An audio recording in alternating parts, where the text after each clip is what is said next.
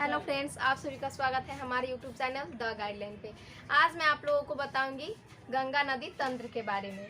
गंगा नदी तंत्र के बारे में बताने से पहले मैं आप लोगों को थोड़ा सा गंगा नदी का परिचय कराऊंगी, जिसमें मैं गंगा नदी के बारे में यहाँ पे लिख रखी हूँ। जिसमें पहला एरो में हमारा लिखा हुआ है गंगा नदी भारत के सबसे लंबी नदी है, यानी कि गंगा नदी भारत में सबसे लंबी है। इससे बड़ी नदी और भारत में कोई नहीं है। और उसके नीचे लिखा हुआ है इसकी लंबाई 2525 किलोमीटर है, यानी कि 2525 किलोमीटर। गंगा नदी की कुल लंबाई 2525 किलोमीटर है। उसके बाद गंगा नदी दो देशों से होकर गुजरती है। गंगा नदी दो देशों से होकर गुजरती है, जिसमें पहला यहाँ पे लिखा हुआ है हमारा देश भारत, और उसके बाद दूसरा में बांग्लादेश। और उसके बाद मैं अभी आपको बताई देश के बारे में, यानी कि गंगा नदी दो देशों से होकर गुजरती है, भारत और बांग्लादेश। और उसके बाद मैं आपको बताती हूँ कि यह भारत के किन किन राज्यों से होकर गुजरती है। तो यहाँ पे जैसा कि लिखा हुआ भी है, यह नदी भारत के 5 राज्यों से होकर गुजरती है। गंगा नदी भारत के 5 राज्यों से होकर गुजरती है, जिसमें यहाँ पे पहला लिखा हुआ है उत्तराखंड, दूसरा उत्तर प्रदेश, तीसरा बिहार, चौथा झारखंड, पांचवा पश्चिम बंगाल। उसके बाद मैं आपको बताऊंगी कि यह नदी स्वतः स्वच्छ होने वाली नदी है, यानी कि इस नदी की एक खासियत है, इस नदी में एक वायरस पाई जाती है जिसका नाम है बैक्टीरियोफेज। यह वायरस ऐसा है, मतलब उसमें जितने भी गंदगी पाए जाते हैं, जितने भी कीटाणु पाए जाते हैं, ये वायरस जो है, ये बैक्टीरियोफेज ये उस गंगा नदी के जल को स्वच्छ करती है। आप लोग गए होंगे गंगा नदी में नहाने, या फिर आपके घर के कोई लोग गए होंगे, तो वहाँ पर से गंगा नदी का जो जल है उसको लोग बहुत ही पवित्र मानते हैं।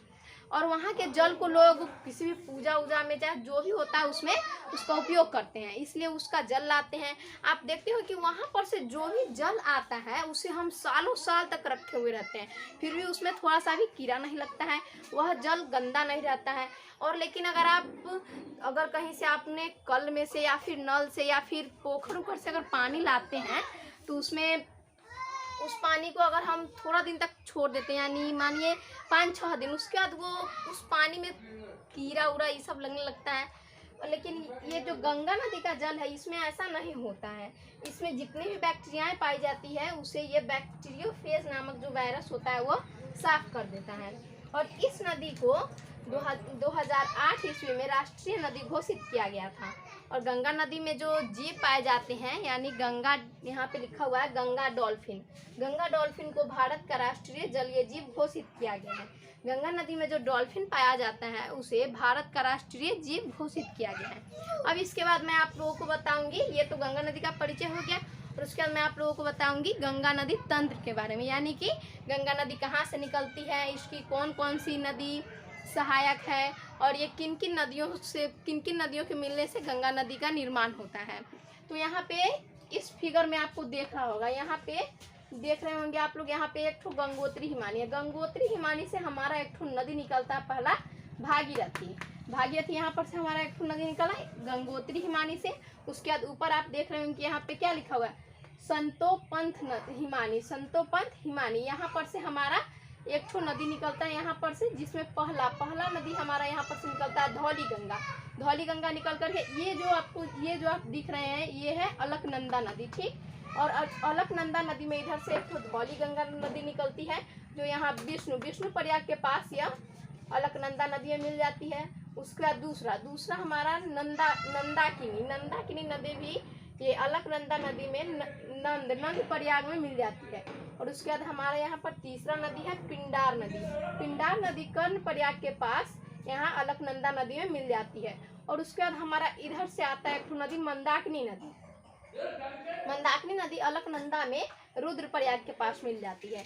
आपको अगर ऐसे समझ में नहीं आता तो यहाँ पे हम एक ये बनाए हुए, इसमें देखिए आपको समझ में आ जाएगा। यहाँ पे विष्णु प्रयाग, यहाँ पे हमारा कुल 5 प्रयाग बनता है। एक ठो मैं आपको बताना भूल गई थी, ये गंगोत्री हिमानी से जो भागीरथी नदी निकलती है, भागीरथी और अलकनंदा जहाँ पे मिलती है उसे कहते हैं यहाँ पे देव प्रयाग। और देव प्रयाग के बाद जो इधर जो नदी निकलती है, इन सभी नदियों के मिलने से जो यहाँ पर नदी निकलती है, यहाँ पर से हमारा गंगा नदी स्टार्ट होता है। उससे पहले इधर हमारा गंगा नदी नहीं होता है। इन सभी नदियों के मिलने के बाद ही गंगा नदी का निर्माण होता है। तो मैं आपको इस चार्ट के बारे में बता रही थी, तो आप इसमें देखिए, आपको ये जो मैं आपको बताई हूँ ये अगर क्लियर नहीं होया होगा तो इसमें क्लियर हो जाएगा। यहाँ पे लिखा हुआ क्या है, विष्णु प्रयाग। विष्णु प्रयाग में कौन कौन सी नदी मिलती है, तो यहाँ पे देखिए अलकनंदा और धौली गंगा। अलकनंदा और धौली गंगा के मिलने से यहाँ पर विष्णु प्रयाग होता है। और उसके बाद यहाँ पे नंद प्रयाग में अलकनंदा और नंदाकिनी, ये दोनों नदी मिलकर के यहाँ पे नंद प्रयाग बनाते हैं। और उसके बाद कर्ण प्रयाग अलकनंदा और पिंडार नदी के मिलने से बनता है। उसके बाद रुद्र प्रयाग अलकनंदा और मंदाकिनी नदी के मिलने से बनता है। उसके बाद देव प्रयाग अलकनंदा और भागीरथी नदी के मिलने से बनता है। यहाँ पे हमारा सभी में अलकनंदा नदी, यहाँ पे अलकनंदा नदी, ये जो आप देख रहे हैं, ये जो ब्लू पेन से लिखा हुआ है, ये अलकनंदा नदी है। इसमें सभी नदी आकर के मिलती है। और इधर से भागीरथी निकलती है गंगोत्री हिमानी से। उसके बाद यहाँ पे ये देव प्रयाग बनाती है, ठीक। इसके बाद हमारा गंगा नदी निकलता है। इस वीडियो में मैं आप लोगों को सिर्फ गंगा का परिचय कराई हूँ और ये कहाँ से निकलता है ये बताई हूँ। और अगले वीडियो में आप लोगों को बताऊँगी कि गंगा नदी की कौन कौन सी सहायक नदी है, वो कहाँ से निकलती है और वो कहाँ पर गंगा नदी में आकर के मिलती है। अगर ये वीडियो आपको अच्छा लगा हो तो प्लीज़ इसे सब्सक्राइब करें, लाइक करें और अपने अन्य दोस्तों के पास शेयर करें। Thank you. जय हिंद।